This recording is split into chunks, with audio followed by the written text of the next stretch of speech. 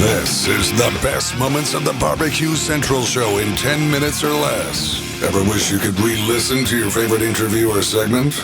Do you enjoy hearing older shows for the first time in years? Then the best moments of the BBQ Central Show in 10 minutes or less is just what you need.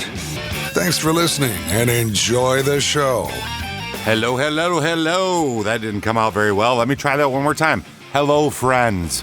Welcome to the best moments of the BBQ Central Show in 10 minutes or less. I'm your host, John Solberg, and I'm happy to tell you that today's episode is being brought to you by The Butcher Shop, purveyors of highly sought-after 100% Australian non-crossbred Wailara 9+ briskets, and as always, they are handpicked just for you. The Butcher Shop has been retailing the finest meats for the past 15 years.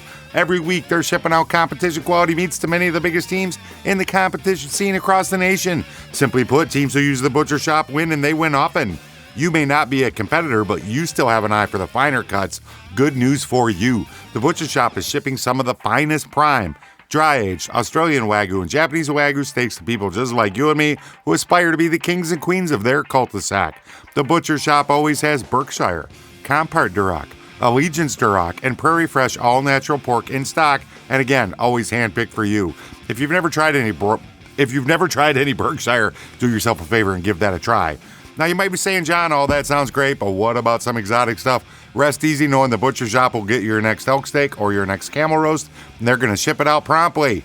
So, let's review. The best competition briskets? They got those. The best pork selection? They got that. Giving you a better overall option to cook at home? You know they got that. So give the Butcher Shop a call today, 850-458-8782. That's 850-458-8782. Mention the BBQ Central Show. They're going to give you 10% off your entire order this time and every single time you call. So give them a call. You can also interact with them on their Facebook page, facebook.com/The Butcher Shop. Shop is spelled SHOPPE. The Butcher Shop, home of the 100% Australian non-crossbred Wailara 9+ briskets. I can't talk so good today. Let's do a show. Here we go. Patronize the sponsors if you want to do something good for the show, for crying out loud. People always ask me, visit the sponsors, buy stuff from them. They love it. Right. Get my stuff ready here. Don't forget, coming up here next segment, we're going to be joined by Robin Lindar's The Grill Girl, and then coming up after dark, Scott Nelson from Swine Assassins barbecue team, currently sitting in second place for the KCBS. But now joining me, talk a little Best in Smoke barbecue TV show, is the pitmaster of I-que competition team. And of course, I mentioned in the open, happened to be the winner of the 2009 Jack Daniels World Championship barbecue competition. It's friend of the show, and he's joining me right now. It's Chris Hart from I-que. Chris, how are you, buddy? Hey, Greg. How's it going? I'm doing absolutely well, and I appreciate you taking time out for the show tonight, Chris.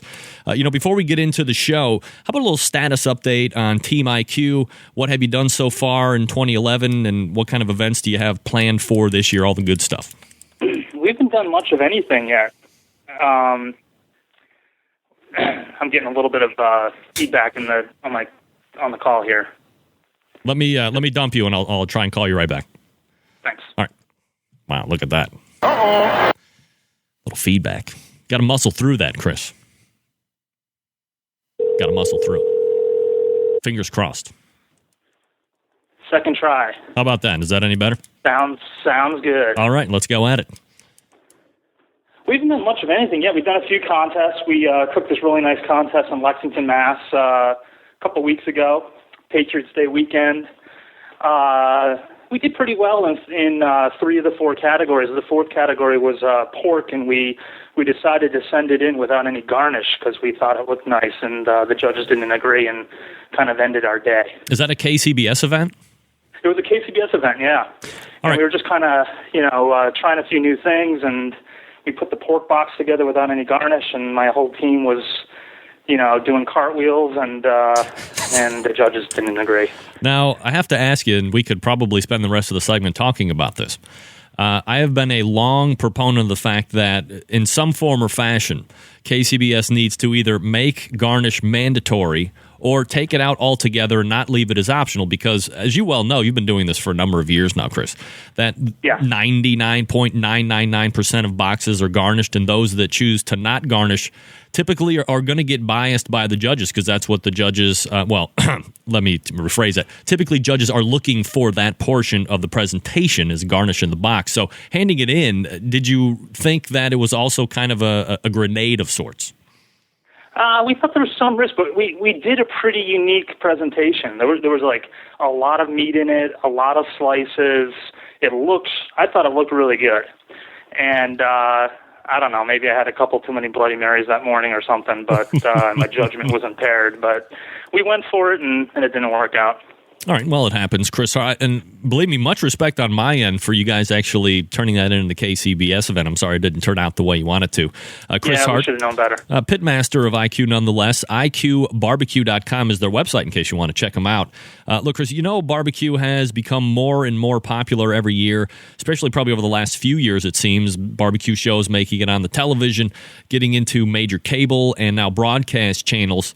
Do you think we're seeing the peak of barbecue right now, or is this still in the infantile stage in your estimation?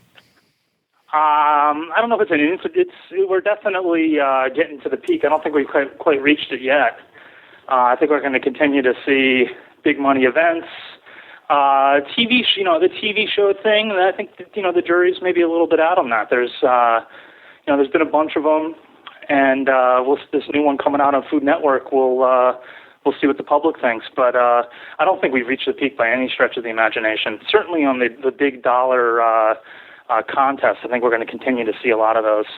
So you were picked to be part of this show, Best in Smoke, that will be airing on this Sunday, I believe, Food Network, as you just said. And tell us about the concept of the show and how it might unfold over the next few weeks.